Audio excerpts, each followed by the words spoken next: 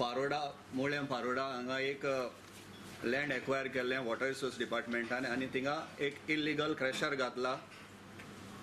Violation करून तेणें हो क्रॅशर चलयल्लो आसा. सो जवळ जवळ तेणी तेंची हेज प्रमाणे 3.75 mm तेणी हें केल्लें आसा. तेज प्रमाणे 8.91 crores 2008 to 15 तेजे कडच्यान रिकवर करून घेवचें अशें म्हूण मुगेलो डिमांड आसलो.